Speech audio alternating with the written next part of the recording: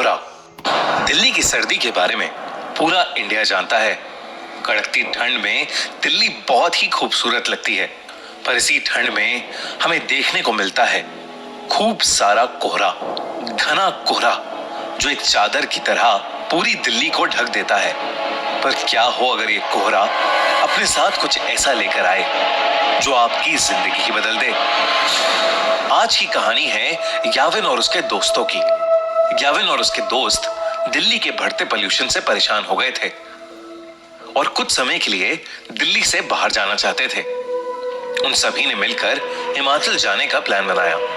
3 दिन बाद ही उन्होंने कैब हायर की और सुबह 4 बजे अपनी ट्रिप के लिए निकल गए। याविन और उसके दोस्तों को लेने आया ड्राइवर बहुत ही हंसमुख और खुश मिजाज था। कुछ ही समय में उस ड्राइवर की दोस्ती सभी से हो गई थी। उन लोगों को घर से निकले हुए करीब 4 घंटे हो चुके थे। सुबह के 8 बज रहे थे। आसमान में अब भी अंधेरा छाया हुआ था। तभी गाड़ी में बैठे सभी लोगों को सामने रोड पर एक घने कोहरे की चादर दिखी। वो कोहरा इतना गहरा था कि उसके आगे रोड दिखाई ही नहीं दे रही थी। याविन ने नोटिस किया कि उनका ड्राइवर जो पहले बहुत मुस्कुरा रहा था, अब अचानक से बहुत सीरियस हो गया है। उसके चेहरे का मानो रंग ही उड़ गया है। याविन को लगा कि शायद ड्राइवर कोहरे में गाड़ी चलाने से घबरा रहा था। याविन ने ड्राइवर के कंधे पर हाथ रखा और उससे कहा, भैया टेंशन मत लो, धीमी स्पीड पर गाड़ी कोहरे से निकाल लेना।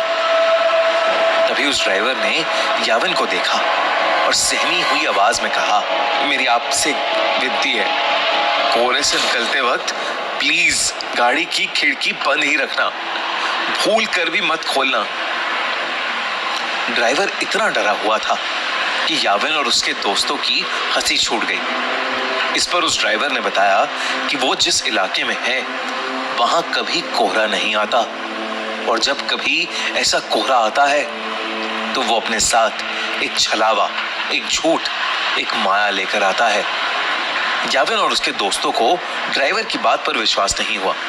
उन्होंने उसकी बात को अंधविश्वास बोलकर नकार दिया और देखते ही देखते उनकी गाड़ी कोहरे के अंदर चली गई।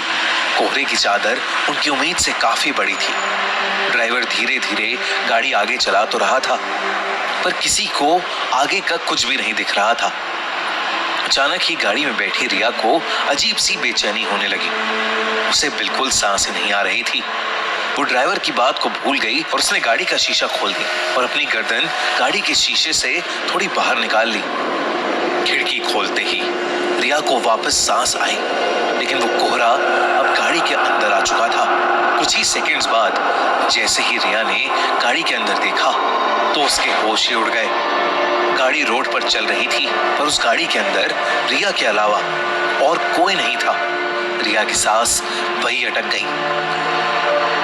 याविन, रवि और ड्राइवर तीनों ही गाड़ी से गायब थे। गाड़ी अपने आप आगे चल रही थी। रिया ने गाड़ी से कूदने के लिए गाड़ी का दरवाजा खोलने की कोशिश की, पर गाड़ी लॉक थी और जोर लगाने पर भी उसका लॉक नहीं खुल रहा था। वो जोर जोर से गाड़ी के अंदर चिल्लाने लगी। तभी कुछ ही देर में धीरे धीरे वो गाड़ी खुद ही रुक गई और दरवाजे का लॉक अपने आप खुल गया। रिया ने बिना कुछ सोचे समझे गाड़ी का लॉक खोला और गाड़ी से बाहर भागने लगी, पर उसे अपने आसपास घने कोहरे के अलावा और कुछ भी नहीं दिख रहा था।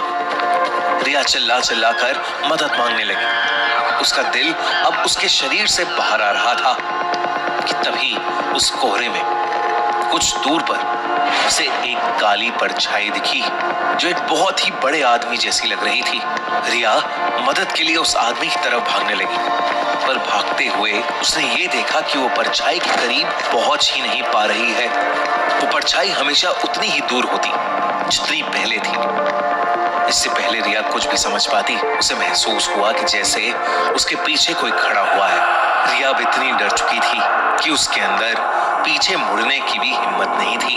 पर हिम्मत करके जब रिया ने पीछे देखा, उसकी रूह कांप गई। रिया के पीछे एक 12 फीट लंबा काला साया था। लंबे काले साये को देखकर रिया बुरी तरह कांपने लगी। तभी अचानक रिया को पीछे से एक बहुत जोर का धक्का लगा और वो नीचे गिर पड़ी। ग्याविन, रवि, वो ड्राइवर और रिया अब भी गाड़ी में थे। रिया ने जैसी वो खिड़की खोली थी, वो बेहोश हो गई थी। उस ड्राइवर ने उसके बेहोश होते ही रवि को जल्दी से वो खिड़की बंद करने को कहा। ग्याविन और रवि रिया की हालत देखकर उसे जगाने की कोशिश कर रहे थे और ड्राइवर बस बार बार एक ही चीज बोले जा रहा था, गाड़ी की खिड़की नहीं खोलनी चाहिए थी, नहीं खोलनी चाहिए थी गाड़ी की खिड़की। ग्याविन को अब ड्राइवर पर गुस्सा आने लगा था। उसे लग रहा था कि वो ड्राइवर एक मेडिकल इमरजेंसी पर वहम की पट्टी चढ़ा रहा है। ग्याविन बस वहां से निकलकर रिया को हॉस्पिटल ले जाना चाहता था। ग्याविन ने ड्राइवर को गाड़ी तेज चलाने के लिए कहा। ड्राइवर ने ग्याविन की बात मानी और गाड़ी के एक्सीलरेटर पर अपना पैर दबा दिया। लेकिन कुछ ही सेकंड्स में अचानक से गाड़ी के सामने एक लड़की आ गई और इतनी तेज स्पीड होने की वजह से गाड़ी उस लड़की से टकरा गई। उस लड़की के टकराने के बाद ड्राइवर ने गाड़ी वहीं रोक दी। अब ग्याविन और रवि की सांसें वहीं अटक गई थीं। ग्याविन तुरंत गाड़ी से उतरकर उस लड़की को देखने गया। उसने देखा कि एक लड़की खून से लथपथ रोड पर उल्टी पड़ी हुई थी। ग्याविन ने जैसे ही उसकी शक्ल देखने के लिए उसे पलटा, उसका दिल दहल गया। वो खून से लथपथ पड़ी लड़की कोई और नहीं बल्कि ग्याविन की दोस्त रिया थी। ग्याविन को कुछ समझ नहीं आ रहा था क्योंकि रिया तो उसके साथ गाड़ी में थी। ग्याविन दोबारा गाड़ी की ओर गया और उसने देखा कि पूरी गाड़ी बिल्कुल खाली थी। गाड़ी के अंदर और कोई भी नहीं बैठा था। ग्याविन को कुछ समझ नहीं आ रहा था, वो बहुत ज्यादा डर चुका था। ग्याविन ने रिया की बॉडी को उठाकर गाड़ी में रखा और खुद ड्राइवर सीट पर बैठकर गाड़ी को चलाने लगा। ग्याविन उस घने कोहरे में बस तेजी से गाड़ी चला रहा था।